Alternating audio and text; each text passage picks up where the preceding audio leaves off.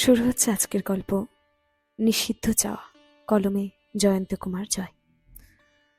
বড় বোনের হবু স্বামীকে বিদিশার পছন্দ। সুদর্শন, স্মার্ট, সব দিক দিয়ে পরিপূর্ণ।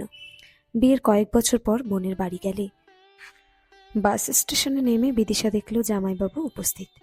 তাকে দেখে বিদিশা অবাক হয়ে বলল, জামাইবাবু আপনি? আমার একমাত্র ছোট্ট শ্যালিকা আসবে, আর আমি এগিয়ে নিতে আসবো না তাই কি হয়? আমি তো ছোট খুকি না, একাই যেতে পারতাম। এইটুকুই তো রাস্তা। তো ম্যাডাম, এখন কি দিদির মতো রাস্তার মাঝেই জ্ঞান দিবেন? বিদিশা হেসে, দিদি রাস্তায় জ্ঞান দেয় বুঝি? যেতে যেতে বলা যাক তবে। দুজনের রাস্তায় পাশে দাঁড়ালো। ওই পাশে যেতে হবে। 6 লেনের রোড। বিদিশা রাস্তা পারে ভীতু আছে।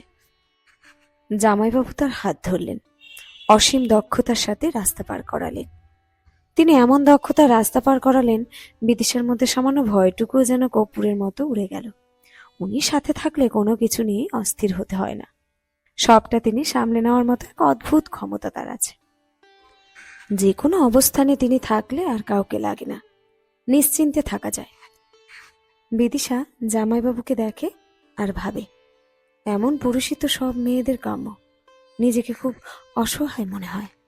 তার জীবনে যে আসবে, সেও কি জামাইবাবুর মতো সব দিক থেকে পরিপূর্ণ হবে? সে সাথে থাকলেও কি নিজেকে সবচেয়ে নিশ্চিন্ত মনে হবে? এসব ভাবতে ভাবতে বাড়িতে চলে এলো। রাতে খাওয়া শেষে বোন, জামাইবাবু আর বিদিশা বসে হাসি মজার গল্প করছে।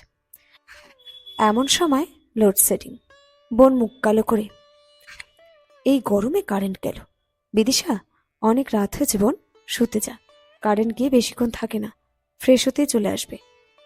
বিদিশার এখন ঘুমাতে যেন ইচ্ছেই করছে না, আর কিছুক্ষণ কলেজের গল্প করতে ইচ্ছে করছে। জামাইবাবু বলল, মেয়েটা এতদিন পর এলো, আর কিছুক্ষণ গল্প করি। ওর কলেজের গল্প তো এখনো পুরোটা শুনলামই না। ও জার্নি করে এসেছে তো, ক্লান্ত। বিদিশা বলল, আমার ঘুম পাচ্ছে না। বেশ তো, তাহলে চলো ছাদে গিয়ে গল্প করি। বিদিশার বড় বোন বলল, তোমরা গল্প করো, আমি বাসনগুলো মেজে ফ্রেশ হব। বিদিশা জামাইবাবুর পেছন পেছন ছাদে গেল। বিদিশা উৎসাহ নিয়ে কলেজের গল্প করতে লাগলো। গল্পের এক পর্যায়ে পুরুষালের স্পর্শ কোমরে অনুভব করল বিদিশা। শরীরটা শিউরে উঠল। জামাইবাবুর গাঢ় স্বর বিদিশার কানে অলংকারের মতো বাজতে লাগলো। বিদিশা, আমি জানি এসব বলা ঠিক নয়, তবু আজ বলতে চাই। আমি তোমায় দেখে পছন্দ করেছিলাম। বাড়ির লোকজনের পছন্দ তোমার বড় বোনকে। ওদের পছন্দে আমি আর বাধা দিতে পারিনি। সত্যি বলতে, তোমায় না পাওয়ার আফসোস সারা জীবন আমায় পোড়াবে। বিদিশার শরীর থরথর করে কাঁপতে লাগলো। যেমন পুরুষের সান্নিধ্য সে চেয়েছিল, সে নিজেই আজ তাকে প্রেম নিবেদন করছে। কিন্তু এই যে সম্ভব নয়। বিদিশা ধরা স্বরে বলল, কিন্তু জামাইবাবু।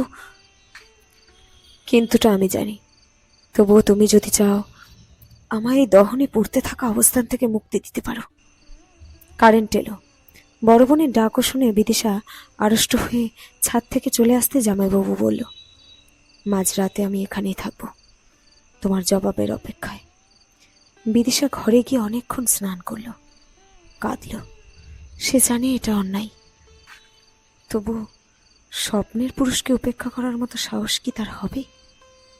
বিদিশা শাড়ি পরল, সুন্দর করে সাজল। রাত বাজে 3টে। ছাদে জামাইবাবু পায়চারি করছে। বিদিশা সিঁড়ির আড়াল থেকে তাকে দেখছে। নিজেকে সঁপে দেওয়া কি উচিত হবে? সমাজ ধিক্কার দেবে, তবু মনের সুখটা তো থাকবে। মনের সুখটাই কি প্রাধান্য নয়?